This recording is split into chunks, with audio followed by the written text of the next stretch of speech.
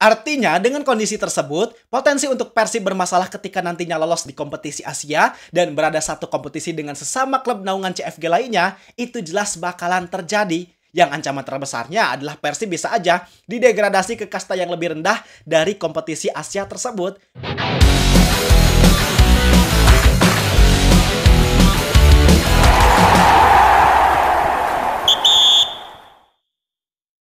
Jadi beberapa hari yang lalu kan gue sempat bahas tentang rumor Persib yang bakal diakuisisi oleh Manchester City lewat perusahaannya yang bernama City Football Group. Tapi ternyata ada pertanyaan yang sangat menarik.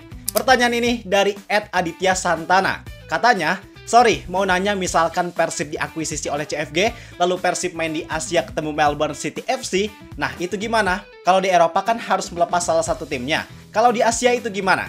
Nah, ini pertanyaan yang sangat bagus dan sangat berbobot. Makasih banyak Aditya Santana atas pertanyaannya. Gua suka nih kalau ada yang nanya kayak gini. Karena pertanyaan kayak gini bisa nambah pengetahuan dan bikin kita tahu sepak bola gak gitu-gitu doang. Jadi pertanyaan yang tadi dilontarkan gara-gara ada kekhawatiran. Takutnya ketika Persib diakuisisi oleh CFG, dan karena CFG ini jadi pemilik klub lain juga di Asia, kayak Yokohama F. Marinos, Mumbai City termasuk Melbourne City FC, itu justru bisa jadi penghalang buat Persib tampil di Asia. Karena kalau di Eropa aturannya emang nggak boleh ada dua klub atau lebih yang pemiliknya sama dan bermain dalam kompetisi yang sama. Nah, apakah di Asia atau dalam hal ini AFC juga menerapkan hal yang demikian? Itu bakal kita bahas di sini. Karena kalau misal ternyata aturan tersebut berlaku, artinya ketika Persib dan klub CFG lainnya lolos di kompetisi yang sama, misalnya AFC Champions League Elite, maka di antara klub tersebut ada yang harus dikorbankan. Dan kalau Persib gak bisa berkompetisi di Asia, wah tentu itu jadi kerugian yang sangat besar. Oke, biar kalian tahu dan paham, pastiin kalian nonton video ini sampai akhir. Bareng gua Zidan Fatoni, langsung aja kita bahas, biar gak gitu-gitu doang. Tahu sepak bola.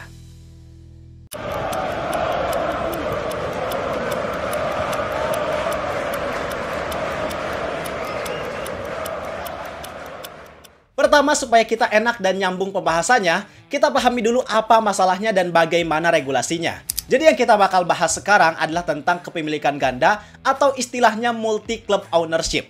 Nah, pengertian dari multi-club ownership itu adalah sebuah situasi ketika ada satu entitas atau individu memiliki saham mayoritas atau kontrol penuh atas dua klub yang berpartisipasi dalam kompetisi yang sama. Jadi contohnya, lu punya dua klub nih, tapi dua klub yang lu punya itu sama-sama main di BRI Super League. Nah, itu yang namanya multi-club ownership. Terus pertanyaannya, apakah ini hal yang diperbolehkan atau justru dilarang? Jelas ini adalah hal yang dilarang. Kenapa dilarang? Karena ketika seseorang memiliki dua klub dalam satu kompetisi yang sama, itu dianggap bisa menimbulkan konflik kepentingan yang serius, dianggap bisa merusak sportivitas dan keadilan pertandingan karena pasti ada potensi besar untuk pertandingan tersebut terjadi manipulasi hasil atau istilah yang lebih kita kenalnya adalah pengaturan skor.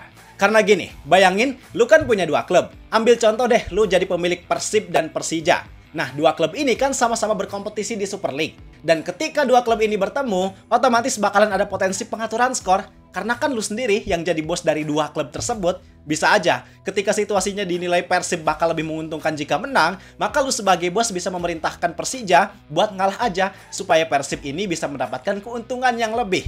Gitulah gambarannya. Sampai sini paham kan? Nah, kalau udah paham, sekarang apa regulasinya? Jadi regulasinya diatur langsung oleh FIFA dalam lisensi klub profesional artikel 9.2.1 nomor L03. Di situ secara tegas FIFA melarang seseorang untuk memegang saham mayoritas dari klub lain yang berpartisipasi dalam kompetisi yang sama. Dan FIFA juga melarang seseorang terlibat dalam kapasitas apapun dalam manajemen, administrasi, atau olahraga kinerja klub lain yang berpartisipasi dalam kompetisi yang sama. Jadi itu, aturannya udah jelas ada di FIFA bahwa FIFA benar-benar melarang secara tegas tentang multi-club ownership ini. Bahkan contohnya udah kita lihat secara jelas di Eropa, yang paling baru banget kasusnya terjadi di musim ini, yaitu kasus multi-club ownership antara klub Premier League Crystal Palace dengan klub Ligue 1 Olympique Lyon. Yang dua klub itu sama-sama lolos ke Europa League, tapi dua klub itu juga dimiliki oleh orang yang sama, bernama John Textor melalui perusahaannya bernama Eagle Football. Alhasil karena kondisi tersebut, salah satunya harus gak diikutsertakan di Europa League. Dan karena Olympique Lyon punya posisi yang lebih tinggi di klasemen liganya, otomatis Lyon tetap berhak tampil di Europa League, sedangkan Crystal Palace harus diturunkan ke kompetisi kasta ketiga, yaitu Conference League. Hal itu dilakukan bukan tanpa alasan, tapi memang untuk menjaga integritas dan memastikan bahwa setiap pertandingan bisa berlangsung secara adil serta bebas dari konflik kepentingan. Nah, tapi sayangnya, walaupun FIFA secara tegas melarang, udah ada regulasinya, tapi penerapannya ternyata beda-beda, Pak. Nggak semua konfederasi maupun federasi menerapkan aturan tersebut, atau walaupun aturannya tetap ada dalam konfederasinya, tapi nggak ditegakkan secara baik dan benar. Contoh nyata, di AFC dan Arab Saudi. Ada 3 klub yang kepemilikannya sama, yaitu Al Hilal, Al Nassr, dan Al Ittihad. Ketiga klub tersebut sekitar 75% sahamnya dimiliki oleh entitas yang sama, yaitu Public Investment Fund Arab Saudi. Tapi ketiga klub tersebut di musim 2023-2024 bisa tetap sama-sama berkompetisi di Liga Champions Asia. Bahkan kasus tersebut sempat dituntut loh sama para anggotanya. Karena kenapa? Mereka mengabaikan peraturannya sendiri. Tapi ya mau gimana lagi, namanya juga AFC, bos. Aturan pun bisa ditabrak selagi ada alat buat pemulusnya. Bahkan gak cuma itu, di musim yang sama, masih di kompetisi Liga Champions Asia, perusahaan yang kita omongin sekarang, yang lagi mendekati Persib, City Football Group, itu klub naungannya juga saat itu sama-sama lolos ke Liga Champions Asia, yaitu Mumbai City dari India dan Melbourne City FC dari Australia. Dan keduanya ternyata sama-sama bisa berkompetisi di Liga Champions Asia musim tersebut. Cuman untuk alasan 2 klub ini, walaupun harusnya nggak boleh, tapi masih masuk akal. Yaitu alasannya adalah karena 2 klub tersebut ada di zona yang berbeda. Mumbai City di zona barat, sedangkan Melbourne City FC di zona timur. Artinya potensi untuk 2 klub tersebut saling bertemu, itu kemungkinannya sangat kecil. Cuman gue juga mikir, kenapa Mumbai City dan Melbourne City itu diperbolehkan? Selain karena beda zona, tapi tadi kan 3 klub Arab Saudi di musim yang sama itu diperbolehkan. Jadi kalau AFC mau ngelakuin standar ganda, kelihatan banget dan gak etis. Makanya di musim tersebut, kelima tim tersebut tetap diperbolehkan untuk bermain di kompetisi yang sama di bawah naungan AFC. Nah, jadi itu tentang multi-club ownership dan contoh nyatanya. Sekarang kalau kita kaitkan dengan kondisi Persib jika nantinya diakuisisi oleh CFG, yang pertama harus diperhatikan adalah seberapa persen CFG mengakuisisi saham Persib. Karena kalau CFG mengakuisisi sebagian besar saham Persib, artinya lebih dari 50%, itu yang berpotensi bisa jadi masalah. Karena artinya CFG punya saham mayoritas dan kendali lebih untuk menentukan arah dari tim Persib. Dan hal tersebut udah bisa masuk kategori multi-club ownership. Nah, walaupun pada kenyataannya di AFC regulasinya malah jadi rusak, gak ditegakkan secara baik, tapi kita jangan berpatokan sama hal yang gak jelas dan hal buruk lah. Kita berpatokannya tetap sama aturan yang ada.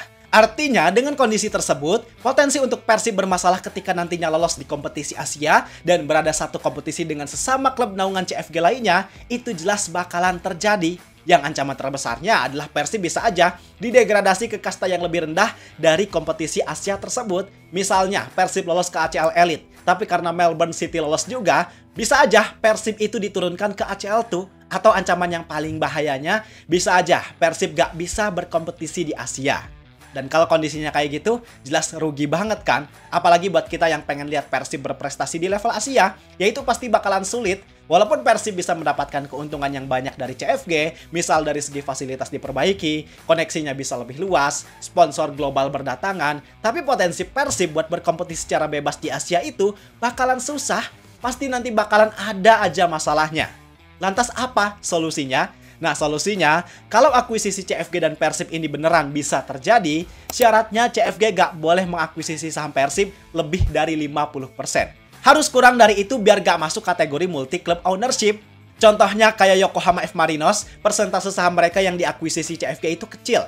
Cuma sekitar 20% yang diakuisisi. Maka walaupun Yokohama F. Marinos ketemu Melbourne City di Liga Champions Asia, itu nggak akan jadi masalah. Karena CFG nggak punya saham mayoritas di Yokohama F. Marinos, sehingga nggak bisa melakukan intervensi lebih untuk mengatur hasil pertandingan kalau 2 klub tersebut bertemu di kompetisi tersebut.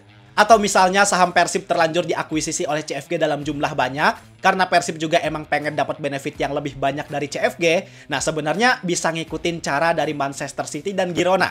Gua nggak paham secara detail sistemnya gimana, tapi pada intinya harus ada perubahan signifikan yang dilakukan oleh investor. Yang perubahan itu meliputi kepemilikan, tata kelola, dukungan finansial, sampai pembatasan pengaruh dari investor dalam pengambilan keputusan. Nah, itu yang mungkin nantinya harus diakalin, entah sistemnya gimana, entah caranya gimana, tapi yang jelas harus ada perubahan dari sisi kepemilikan dan manajemennya.